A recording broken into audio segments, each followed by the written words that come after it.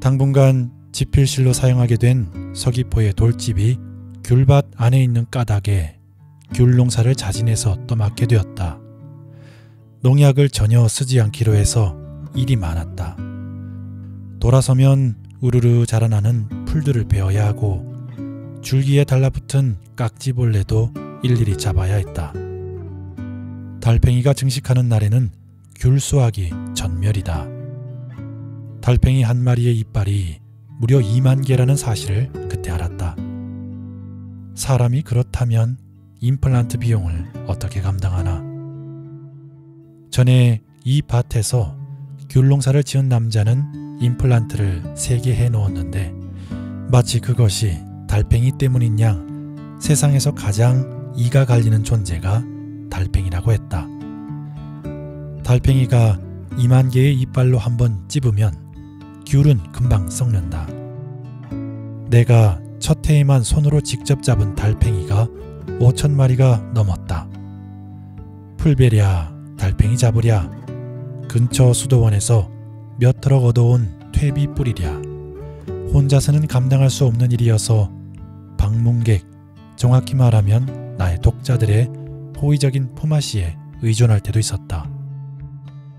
서울에 살 때는 누가 만나자고 하면 안타깝게도 다음 주에 인도에 간다고 둘러댔지만 제주도에 여행차 왔다가 나를 만나고 싶다고 하면 다른 날에는 육지에 가지만 마침 그날은 틀림없이 제주도에 있다고 우연인 듯 인연인 듯 환영했다. 내 독자들은 얼마나 선한가. 얼굴이 흑투성이가 되어서도 힘들다고 투정 부린 적 없고 귤 열매 속에 웃음을 불어넣고 떠난다. 제주도에서 가장 맛있는 귤이 이 밭에 주렁주렁 열리는 것은 순전히 그이들의 노동과 웃음 덕분이다. 뱀이다. 여기 뱀이 있어요. 한 번은 나를 만나러 온 독자가 귤밭에서 달팽이 잡다가 비명을 질렀다. 그 소리에 풀숲에 숨어있던 꿩이 후두둑 날고 다른 사람들은 놀라서 그쪽으로 가지도 못하고 엉거주춤 서 있었다. 입 뒤에 숨은 달팽이 하나를 떼내 생수병에 밀어넣으며 내가 소리쳐 말했다. 뱀이 아니라 밧줄이에요. 무서워할 필요 없어요. 흔히 밧줄을 뱀으로 착각한다. 특히 풀이 많은 곳에서는 뱀이 나오지 않을까 염려하는 마음 때문에 질의 밧줄을 뱀으로 오인하기 쉽다. 여기서 잠시 영적 교사로 활동하는 바이런 케이티의 경험담을 인용해야겠다. 그녀는 평범한 주부로 살다가 이혼을 계기로 마음의 병이 깊어져 병원에 입원했다. 그리고 어느 날 호련히 고통이 사라진 절대 기쁨의 상태로 깨어났다. 그때 그녀가 발견한 진실은 모든 괴로움의 원인은 자신의 생각을 사실로 믿기 때문이라는 것이다. 어느 날 그녀는 모하비 사막을 걷다가 커다란 녹색 방울뱀과 마주쳤다. 하마터면 뱀을 밟을 뻔했다. 주위에 아무도 없었고 두려움으로 몸이 마비되었다. 그러다가 용기 내어 뱀을 똑바로 바라보았다. 놀랍게도 그것은 밧줄이었다. 그녀는 바닥에 주저앉아 웃다가 울었다. 어이가 없어서 한참 동안 밧줄을 바라보았고 심지어 쿡쿡 찔러보기도 했다. 그녀는 말한다. 온 세상이 이 뱀처럼 다가올 수 있다고. 심장이 쿵쾅거리고 무서워 죽을 것만 같지만 사실 그 뱀은 밧줄일 뿐이라고. 생수병 입구로 기어 올라오는 달팽이들을 아래로 떨어뜨리며 내가 다시 소리쳐 말했다. 손으로 쿡쿡 찔러봐요. 밧줄이니까 겁먹지 말고. 그 독자가 아까보다 더 세된 소리로 비명을 질렀다. 뱀이 틀림없어요. 밧줄이 어떻게 혀를 날름그려요? 나 어떡해요? 혀가 아니라 밧줄에 달린 실밥이에요. 내가 확신에 찬 목소리로 안심시키자 사람들이 그곳으로 몰려갔다. 그리고 5초 뒤 모두 비명을 지르며 사방으로 달아났다. 뱀이다! 정말로 뱀이에요! 내가 장화를 고쳐 신고 풀을 헤치며 그곳으로 갔더니 뱀 모양을 한 밧줄이었다. 아니, 더 자세히 보니 밧줄 모양을 한 뱀이었다. 새로 나타난 장발머리 인간을 향해 갈라진 혀를 날름거리는 유혈목 독사였다. 겁에 질려 오금을 오그리고 서 있는 그녀의 팔을 잡아 뱀의 송곳니가 닿지 않는 곳으로 멀찌감치 피신시켰다.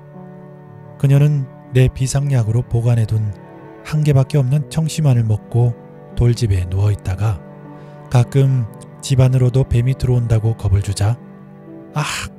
하고 비명을 지르며 혼비백산 떠났다. 그날 귤밭에 나타난 뱀은 나에게 큰 깨달음을 주었다. 뱀이라고 놀라서 소리치는 사람에게 밧줄이니 두려워하지 말라고 섣불리 말해서는 안 된다는 것을. 고통받는 사람에게 그 고통이 생각이 지어낸 허상임을 알아차리기만 하면 기쁨으로 가득하게 될 것이라고 함부로 충고해서는 안 된다. 밧줄이 어떻게 무서운 혀를 날름거리냐는 말이 옳다. 물론 생각은 때로 맹독 가진 뱀과 같아서 삶을 피폐하게 만든다. 하지만 마음의 병으로 입안이 헐 정도로 고통받는 사람에게는 지금 고통받고 있음은 단순히 생각의 문제가 아니라 실존의 문제이다. 한 여성이 있었다. 21살에 만난 남자와 9년 연애 끝에 결혼했다. 네 번째 결혼 기념일을 며칠 앞두고 남편이 혈액암 판정을 받았다. 그리고 얼마 못 가 기약 없는 이별을 하고 말았다. 20대부터 30대 중반까지 그 남자 없는 삶은 생각한 적도 상상한 적도 없었다. 그녀는 도무지 실감나지 않는 현실에 바로 회사에 출근했고 남편에게 잘 살고 있는 모습을 보여주기 위해 가족과 친구들까지 잘 이겨내는 중이라고 생각할 만큼 속에 있는 슬픔과 그리움을 꾹꾹 누르며 지냈다. 그러다가 스스로 이상함을 느껴 심리상담사를 찾았고 우울증 진단을 받았다. 결국 마음 병가를 얻어 몇 달 회사를 휴직하고 약에 의지해 살았다. 나중에는 공황장애까지 찾아왔다. 세상을 떠난 남편에게 나약함을 보여주는 것이 속상하고 스스로 이것밖에 안 되는 사람이었는지 자책하며 하루하루를 보냈다. 신은 왜 나에게 이런 고통을 주었나? 나는 이 고통을 버틸 수 있는 사람이 아닌데. 삶이란 여행과 같으니 이 삶이 끝나면, 이 여행이 끝나면 다시 남편과 함께 할 수 있는 것인지 그렇게 혼자 중얼거리며. 남편을 잃은 것은 전부를 잃은 것이었다. 가장 친한 친구, 소울메이트, 웃음과 유희 전부를, 그리고 인생의 지도를. 그녀는 이 고통을 뒤로하고 인도의 뒷골목으로 사라지고 싶다고 생각했다. 그래서 나를 찾아왔다. 폭우와 폭염이 사흘돌이로 반복되는 여름날이었다. 나는 반년을 해외에 있다가 돌아와 폐허처럼 변한 귤밭에서 키높이로 자란 온갖 풀과 씨름 중이었다. 차분하게 얘기할 수 있는 상황이 아니어서 그녀는 내가 뽑아놓은 풀더미를 수레시로 한 곳에 삭고 산란기에 달팽이를 잡고 사흘 뒤에는 직접 예초기를 돌리고 나흘째 되는 날부터는 귤밭 둘레의 우거진 나무들을 톱으로 잘랐다. 그런 다음 주황색 꽃이 피는 애기 범부채 100여 포기를 빈터에 심고 비에 쓰러져 우는 그 아이들에게 일일이 지지대를 세워주었다. 전에는 한 번도 해본 적이 없는 일들이었다. 나는 시간이 약이며 결국에는 다 좋아질 것이라고 모든 고통에는 메시지가 있다고 말하는 부류의 사람은 못 된다. 어떤 경우에는 그렇지도 않은 것이 삶이니까. 부서진 파편들을 서둘러 주워 모으려고 하면 안 된다. 파편에 손을 다친다. 단 이 한 가지를 나는 안다. 칼 융이 말한 대로 우리는 아무것도 치유받지 못한다는 것, 그저 놓아줄 뿐이라는 것. 우리는 흉터를 보면서 자신이 상처를 극복했음을 알 수 있고, 흉터를 보면서 상처 입은 이를 기억할 수도 있다. 다행히도 파란 바다가 바라보이는 귤밭에서 뙤약볕과 장대비와 풀모기들이 그녀의 아픈 마음을 인정사정 봐주지 않았다. 더 다행히도 그녀는 몸이 고되지만 지금 이 순간 마음은 평화롭다고 했다. 그리고 제주도에 온 것이 남편이 준 선물 같다며 눈물 글썽였다. 본래의 밝음과 상실감이 안겨준 허무, 타고난 장난기와 웃음기 있는 눈과 그 눈빛에 담긴 슬픔, 다른 사람의 목마를 타고 높은 곳에 나뭇가지를 톱질해 자를 정도의 타고난 적극성과 꺾인 날개를 날개죽지에 매단 처연함을 동시에 지닌 여성이었다. 정말로 신은 왜 그녀에게 그런 고통을 안겼을까? 상실, 오 우리의 상실이여. 그리고 삶이 선물하는 느린 회복과 소생이여. 나는 시인일 뿐 심리 상담사가 아니며 그녀의 아픔을 해결해 줄 수 있는 능력을 갖고 있지도 않다. 따라서 내가 그녀에게 약속해 줄 수 있는 것은 이 한 가지 뿐이었다.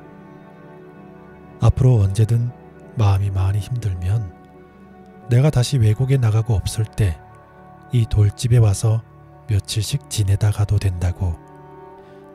열쇠 두는 곳을 알려줄 테니.